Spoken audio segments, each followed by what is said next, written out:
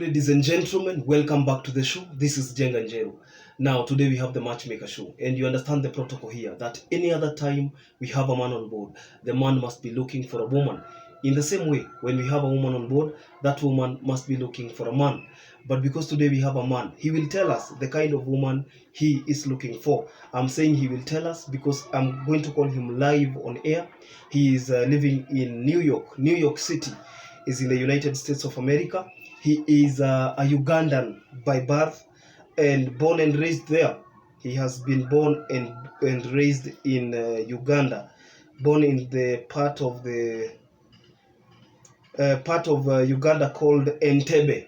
Nataka nipigie yeye moja kwa moja, atatuambia yeye ni nani, anatafuta nini na anatafuta mtu wa aina gani.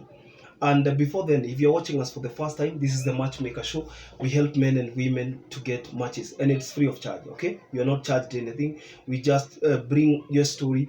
We post your number on my Facebook page, so I am not even attached to who you get or not. Okay, mtu mwenye utapata hiyo ni bahati yako. Mimi nafanya tu kazi ya Mungu hapa na kupea platform. Tunaongea kukuhusu kwa nini uko single, alafu wewe unapata bahati ya kukua approach na watu wengi, na hao watu watakupigia, utabaki ukichagua. Okay, this is the most reliable, most authentic, most reliable again platform for single. So if you are single and you are searching, this is the best place. Come by subscribing to our channel today. And tulisema usiwatch video bila kufanya nini, bila kulike. Acha tupigie all the way from tupigie simu.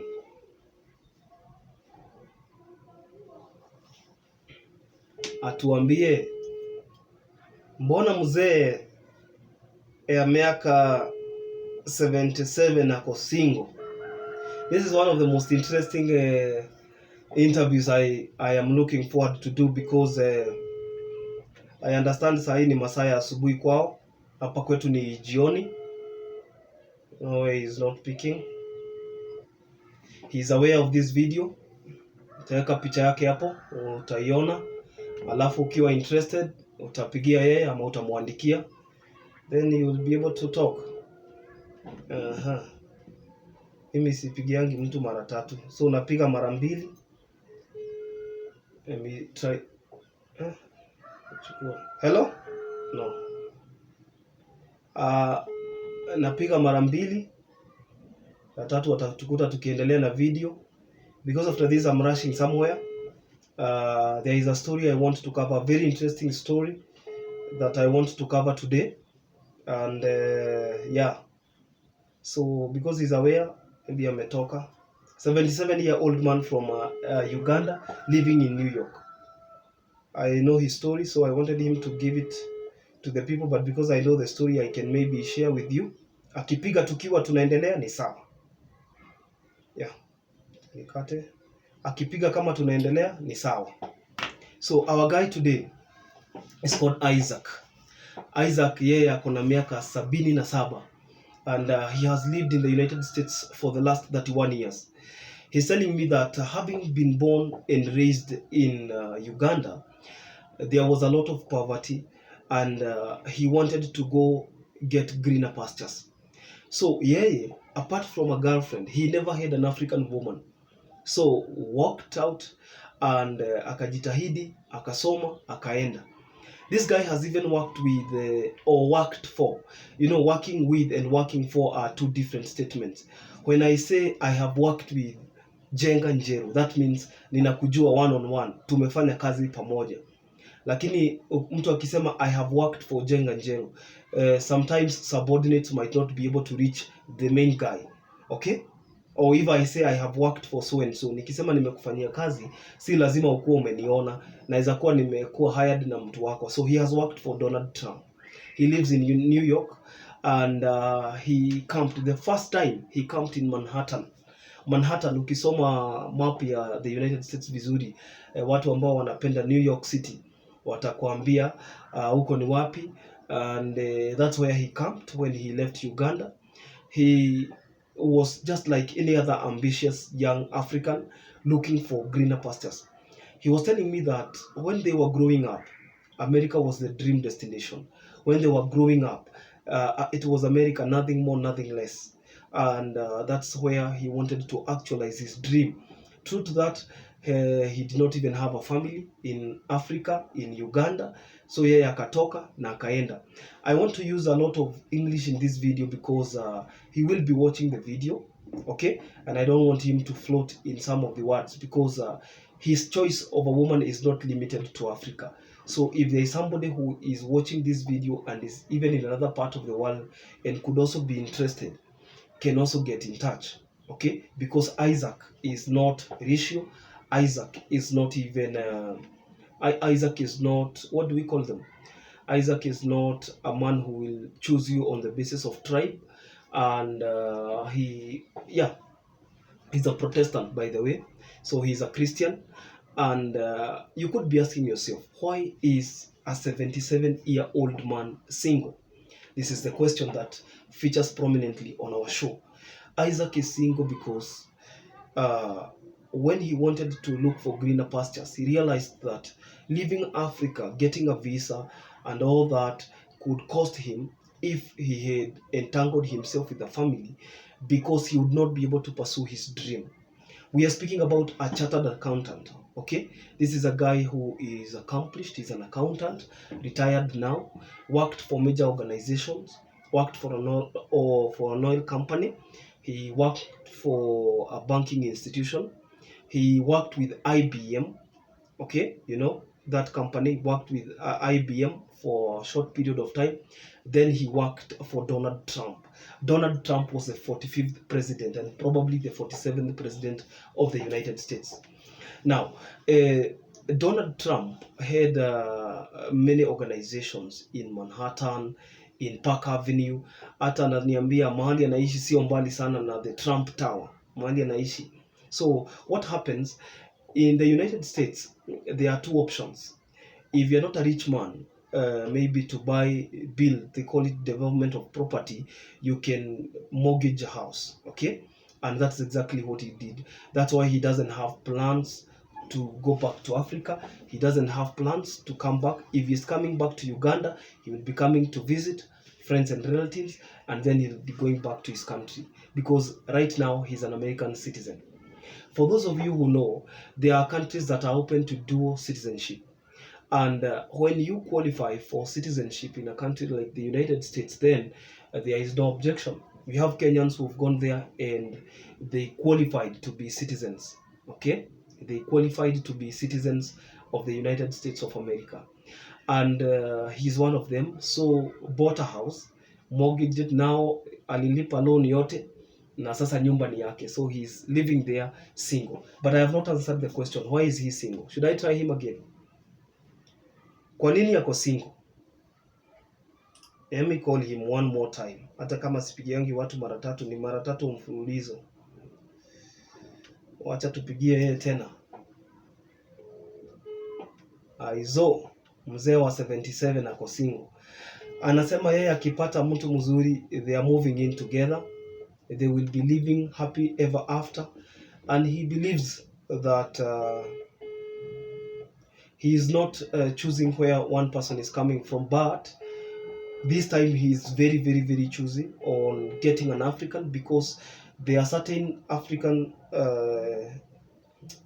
you'll call me when we are still in progress. Ananiambia, let me use English because he will be listening to the video. He knows a bit of Swahili. You know, Uganda is an East African country. The first three East African countries were Kenya, Uganda, and Tanzania. Okay, although sasa there are more additions. We have more countries in the East African region, but the three main ones, joined by the Lake Victoria, Ziwa Victoria. At least somebody can understand a word or two in Swahili. Isaac left without having a wife or kids in his home country. So when he went there, chased his career, got successful, married a mzungu. And he was telling me there is nothing he has not seen in as much as drama is concerned. There is nothing he has not seen. You quarrel kidogo, person is on the alarm or calling 911. Okay, you quarrel kidogo, mna quarrel, you know, hii ya kusumbuana, you know, it is in the African man to assert authority. If an African man is not able to assert authority, there is nothing you can do. That marriage is dead on arrival. If you're looking for active social equality, not even economic, forget about economic equality in a marriage. If you're looking for social equality in an African marriage, that marriage in most cases won't work. What do I mean? If there is no submission in an African man's marriage, there is no marriage. And so you see this thing you're saying, oh, for better, for worse. Yes, maybe, but that I'll submit to you all the days of my life. Mzungus don't know that. You're bringing 50, I'm bringing 50, and you can yes, your children can submit to you if they want, but not me. So they got one kid. Unfortunately, the kid passed on. That was way long time back, and the kid passed on. So wakakaa hivyo, and the marriage was on rocks most of the time, if not all of the time. The marriage was on rocks. It was never productive. Stayed for just 5 years, and he called it quits because he couldn't control that woman. He was not looking for. He is not a control freak, and we've been talking, and then he told me, look, time is happening, life is happening, I don't have a companion. It's been now like 16 years. It's been like 16 years since they parted ways, and he's telling me this is one of the platforms where he has seen people coming out clearly, like coming out clean, live on air, live on camera. This is my contact, this is my family, I am single. You can even call my friends and family to ascertain that I'm single. And he said, why not try? And I said, welcome on board.